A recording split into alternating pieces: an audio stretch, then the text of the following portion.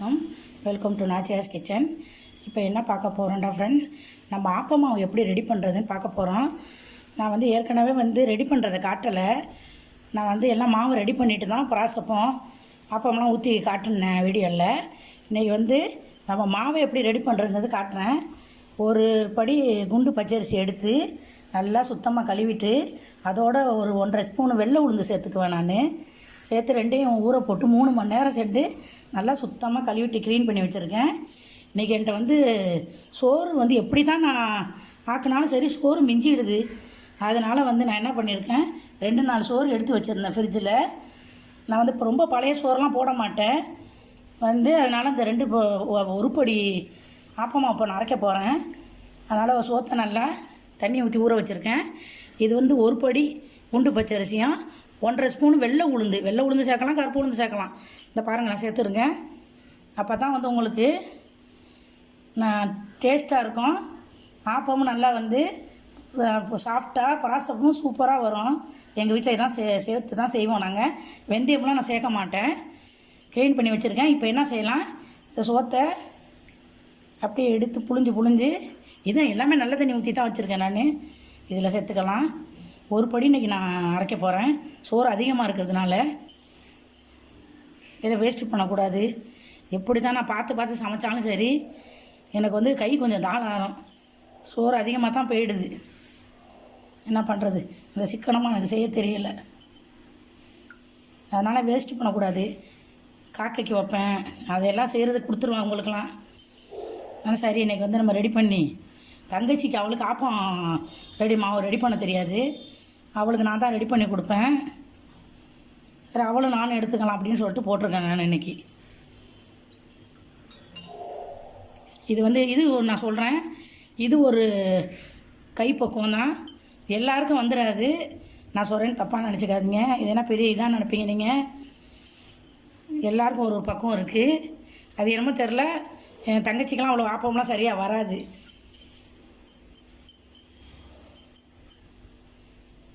எல்லாத்தையும் நல்லா மிக்ஸ் பண்ணிட்டேன். இது பதம் என்னான்டா, இப்படி நம்ம பிடிச்சோம்டா அப்படி நிற்கணும் இந்த சோறும் அரிசியும். அப்போ தான் நம்ம போட்ட சோறும் அரிசியும் சமமாக இருக்குன்ற அர்த்தம்.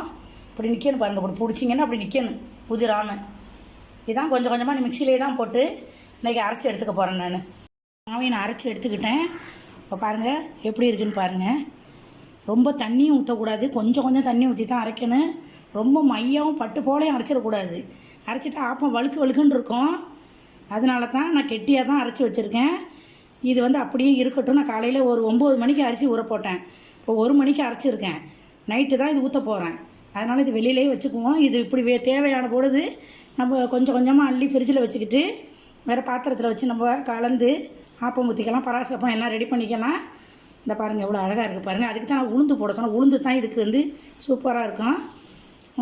நம்ம வச்சுட்டு நைட்டு சுடும்போது எப்படின்னு காட்டுறேன் ஃப்ரெண்ட்ஸ். நம்ம இஃப்தாருக்கு என்ன ரெடி பண்ண போகிறோம்டா, இனிப்பு போண்டா தான் செய்ய போகிறேன். இதனால் 1 கப்பு மைதா நான் எடுத்திருக்கேன். இது 250 கிராம். அதை விட அரை கப்பு நான் சீனி எடுத்து பொடி பண்ணி வச்சுருக்கேன். இதோட ஒரு வாழைப்பழம் கட் பண்ணி வச்சுருக்கேன். இது மோரிஸ் பழம் தான் நான் எடுத்திருக்கேன். இதோடு சேர்த்து இதையும் நம்ம அரைச்சிட்டு வந்துடலாம். வாழைப்பழம் போட்டால் நல்லா டேஸ்ட்டு கொடுக்கும், போண்டா சாஃப்டாக இருக்கும். அதனால் தண்ணி சேர்க்கக்கூடாது. இதை போட்டு அப்படியே ஒரு சுற்று விட்டுட்டு வந்துடலாம். கூட சேர்த்துக்கிறேன்.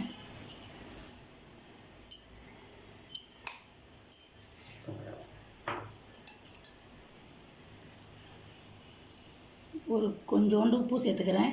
எந்த ஸ்வீட்டு செஞ்சால் நம்ம உப்பு போட்டு தான் சேர்த்து தான் செய்யணும். அப்போ தான் இனிப்பை தூக்கி காட்டும்.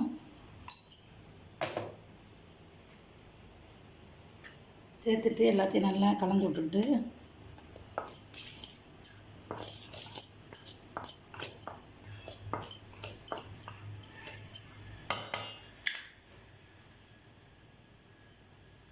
இது பாருங்கள், இந்த வாழைப்பழமும் இதை சீனியை மிக்சியில் அடிச்சுட்டு வந்துட்டேன். அதையும் சேர்த்துக்கலாம்.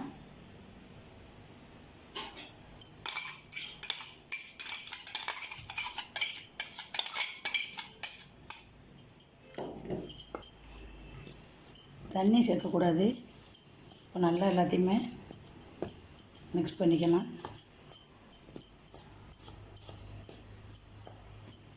தேவைப்பட்டால் கொஞ்சம் தண்ணி சேர்த்துக்கலாம். நான் மிக்ஸ் பண்ணிட்டு காட்டுறேன். நம்மளோட சூப்பரான ஸ்வீட் போண்டா ரெடி ஆகிடுச்சு. இப்படியே நம்ம எல்லாத்தையும் சுட்டு எடுத்துக்கலாம்.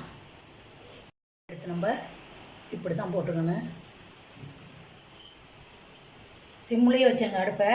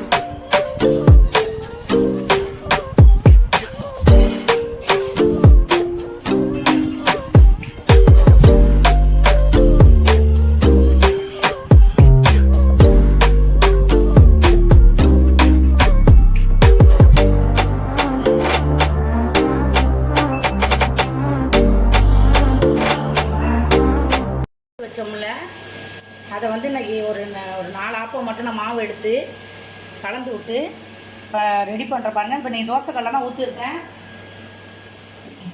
என்கிட்ட ஆப்ப சட்டி இருக்குது பாருங்கள். இது ஆப்ப சட்டி. இதில் ஊற்றினா சாப்பிட மாட்டாங்க. அதனால தான் இன்றைக்கி தோசையில் இருக்கிற கல்லில் ஊற்றிருக்கேன் நான். பாருங்கள் எவ்வளோ சாஃப்டாக வந்திருக்கு. நான் வெந்தவொன்னே காட்டுறேன் பாருங்கள். நான் இன்றைக்கி தோசை கல்லை தான் ஊற்றுறேன்.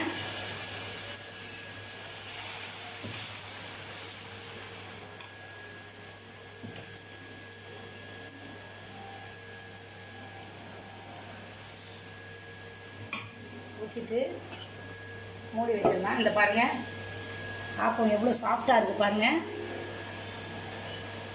நான் அதையும் எடுத்து காட்டுறேன் பாருங்கள் ஊற்றி. பாருங்கள் ஃப்ரெண்ட்ஸ், நம்ம வந்து இன்றைக்கி ஆப்பம் மாவு அரைச்சோம்ல காலையில். இந்த பாருங்கள் நான் வெந்தயமே சேர்க்கலை பாருங்கள். இதில் ஒரு 4 ஆப்பம் தான் நான் எடுத்து மாவு எடுத்து கலக்கி சுட்டிருக்கேன். பாருங்கள் எவ்வளோ சாஃப்டாக செவந்து போய் வந்திருக்கு பாருங்கள். சூப்பரான சுவையான சாஃப்டான ஆப்பம் ரெடி ஆகிடுச்சு பார்த்தீங்களா. இதுதான் நான் சொன்ன கைப்பக்குவம்.